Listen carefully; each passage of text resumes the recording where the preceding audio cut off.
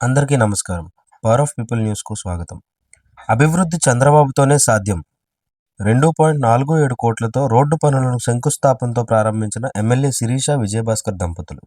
ఈరోజు అడ్డతేగల మండలంలో డి రామవరం నుంచి వీరంపాలెం గ్రామం వరకు 3.2 కిలోమీటర్ల రోడ్డుకు 2.47 కోట్ల రూపాయలతో చేపడుతున్న తారు రోడ్డు పనులను రంపచోడవరం నియోజకవర్గ గౌరవ ఎమ్మెల్యే శ్రీమతి మిర్యాల శిరీష, విజయభాస్కర్ దంపతులు కొబ్బరికాయ కొట్టి శంకుస్థాపన చేశారు.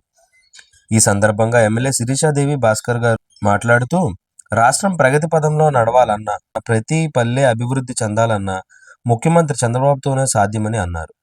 కూటమి ప్రభుత్వం అధికారంలోకి వచ్చిన కొద్ది కాలంలోనే రాష్ట్రం ప్రగతి పదంపై నడుస్తుందని, ఇక మున్ముందు రంపచోడవరం నియోజకవర్గంలో మరిన్ని అభివృద్ధి పనులు చేపట్టేందుకు కూటమి ప్రభుత్వానికి కొత్త పనులను గుర్తించే నివేదికలు పంపామని అన్నారు. అనుమతులు రాగానే మరింతగా అభివృద్ధి పదంలోకి నియోజకవర్గం నడుస్తుందని ఆశాభావం వ్యక్తం చేశారు.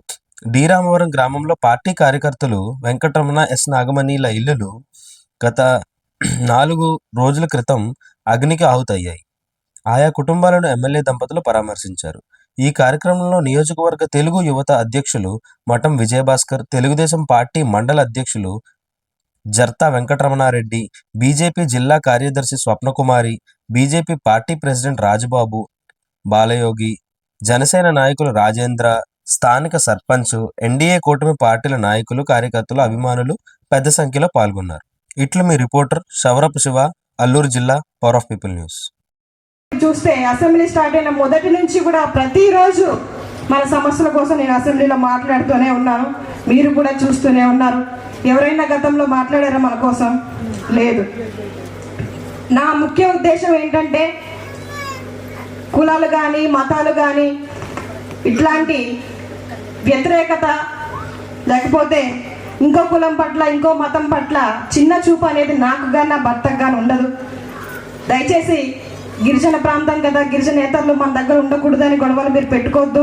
నేను హిందూ కదా, క్రిస్టియన్ వాళ్ళు ఇక్కడ ఉండకూడదు, ముస్లిం వాళ్ళు ఇక్కడ ఉండకూడదని దయచేసి ఎవరు గొడవలు పడవద్దు. మనందరం అన్నదమ్ముల్లాగా, అక్క చెల్లెల్లా కలిసి ఉండాలి.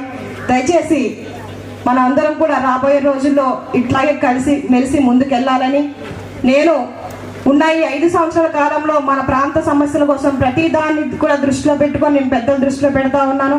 నా వంతు ప్రయత్నంగా వాళ్ళని వస్తమానం వెళ్ళి కలవడం, ఆ పని కోసం చెప్పడం, ప్రతిదీ కూడా పెద్దల దృష్టిలో పెడతా ఉన్నాం. ఈరోజు చూస్తే ఫస్టే మనం పోలవరం కోసం మాట్లాడాను. వెంటనే కొన్ని 100 కోట్ల పైన రూపాయలు పోలవరం నిర్వాసితుల అకౌంట్లో జమ చేయడం జరిగింది. ఇంకా రేషన్ కార్డుల కోసం మాట్లాడాము. ఇప్పుడు చాలా మంది పెన్షన్ కోల్పోయారు. 5 ఎకరాలు 10 ఎకరాల ల్యాండ్ ఉందని చాలా మందికి పెన్షన్ తీస్తారు.